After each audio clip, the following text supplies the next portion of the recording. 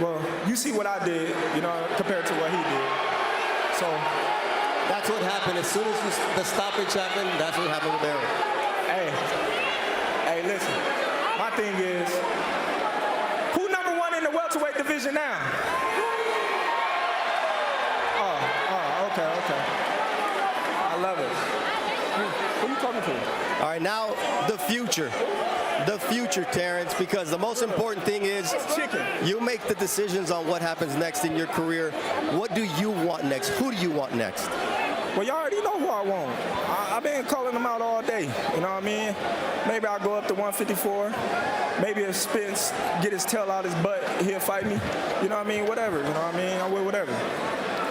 What's good, family? So mash the like button, subscribe, and lick off the bell. So we just heard there from your man's Terrance Crawford. Now, what can I say?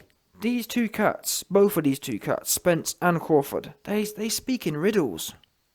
Seriously, and to be honest, I think it's more a symptom of most of these fighters these days.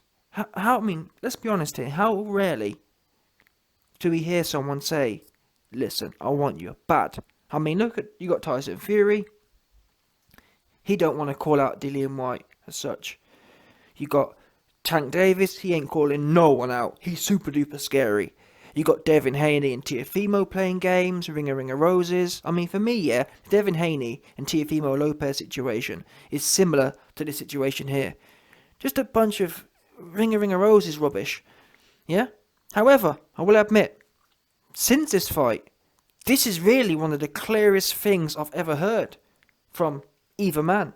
We got T-Craw today saying, or in the last X amount of time saying, "Listen, Errol Spence, if you get your tail out of your booty, I'll come put, listen, T-Craw said, Errol Spence, if you take your tail out of your booty, I'll come put someone else in it for you, yeah? I'll come plug it 100%, I'll come plug the hole for you, yeah? Errol, if you take your tail out of your booty, I'll come plug it with something else. Listen, I'm fixing to plug it with something sweet, 100%, yeah? I'm fixing to give you the sweetness up in between your legs, 1,000,000%, that's what T-Craw said, you heard it there. Yeah, T-Craw said he's fixing to give Errol Spence something super duper sweet in his booty. Yeah, 1,000,000%, that's what you're getting.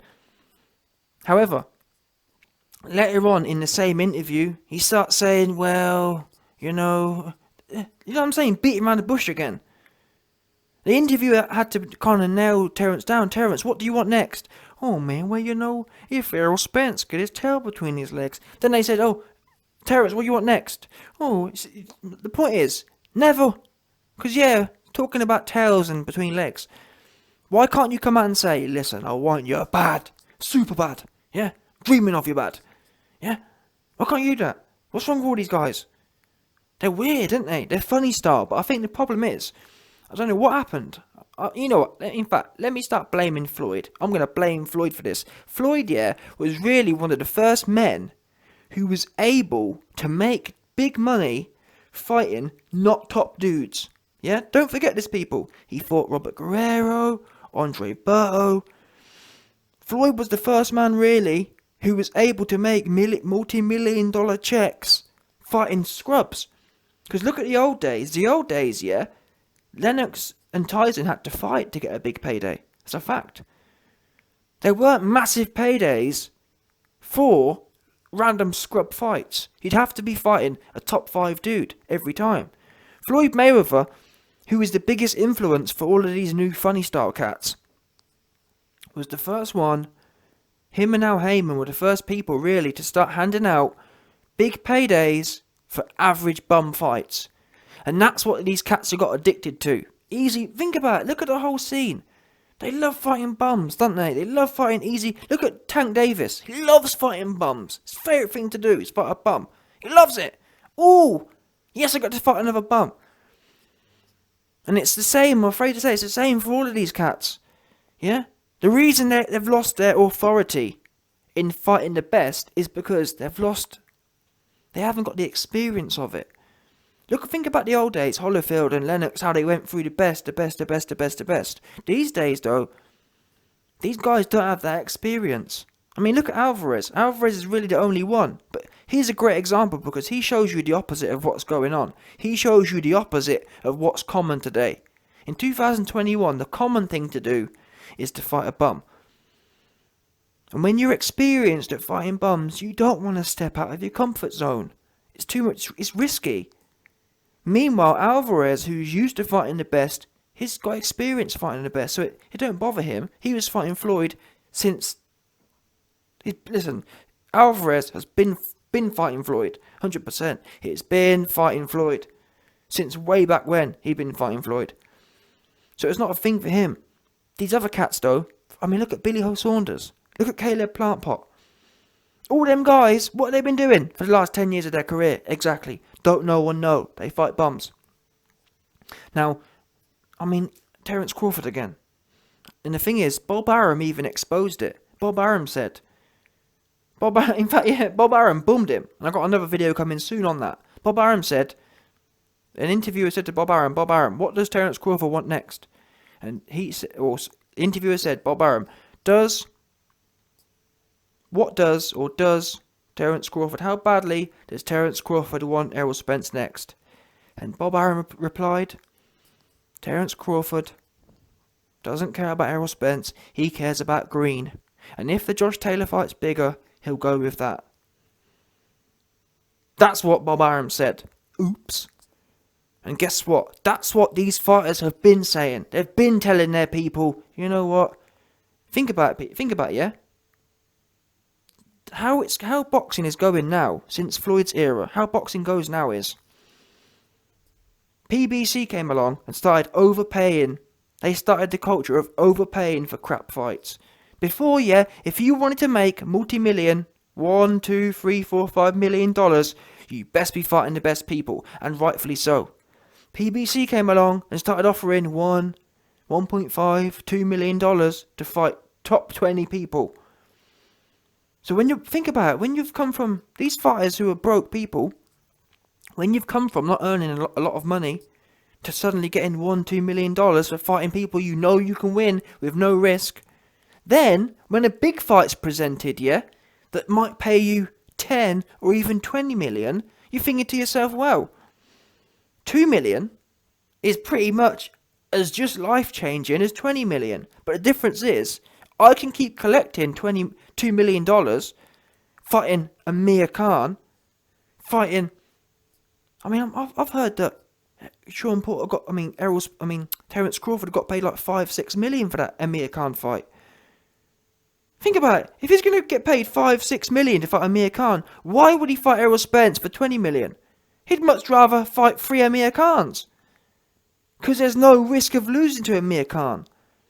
And the fight's easy. Why go in there with someone who might beat you and knock you out when you can fight more often against bums? And again, it's this new culture. And DAZN, and the thing is, every new player that comes along, they have to keep upping it. Look at DAZN. DAZN were paying Mikey Garcia. I mean, Mikey Garcia got beat, but you see the point there. Mikey Garcia fought a random dude, got whooped, but still got paid a truckload of money. That's the problem with the sport at the moment, and we're seeing it again play out here.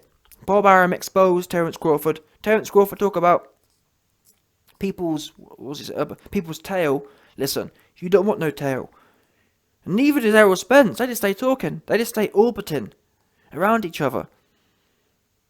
And to be fair to Errol Spence, he has fought more fresh people. He fought Sean Porter when he was fresher. He fought Danny Garcia. Well, yeah, you know what, man? They're all more or less as bad as each other, truth be known. And the fact is, as fans, we don't want to hear about no more orbiting. We don't want to hear about no more tail. We want to hear both men sat down in front of each other and get this fight on. That's it for me now. No more. Yeah? No more. I mean, there was a video that came out about a year or two ago. Errol Spence and Terrance Crawford in front of each other. Oh man, you know, I'm on my side of the street, you on your side, and I'm going to... all this kind of stuff. I mean, Errol Spence has even come out and said, oh, Terrance Crawford needs to accept 60-40 still. Oh, you know what, man, I'm just... and that's what I'm saying. And I'm not even sure what to say, people. I'm really not sure what to say anymore. Yeah? And that's the thing I've always said is that what you notice about these guys is, yeah, And the last thing I'll say is, what you notice about these guys is that they always find a way to fight a bum, don't they? Have you never wondered why there wasn't no contractual arguments against when Terrance Crawford's fighting Amir Khan? Have you never wondered why them contracts always fly through? Why is it Errol Spence can fight whoever and the contract flies through? Why is it Terrance Crawford can fight whoever and the contract flies through? The minute they're meant to have their biggest fight for their biggest payday, and this shows you this isn't about the money, because the Crawford and Spence fight is the biggest money fight. This is about the Floyd Mayweather effect. This is about risk versus reward and the ratio of that. In their mind, despite there being 3 times more money, if there's 5 times more risk, they don't do it.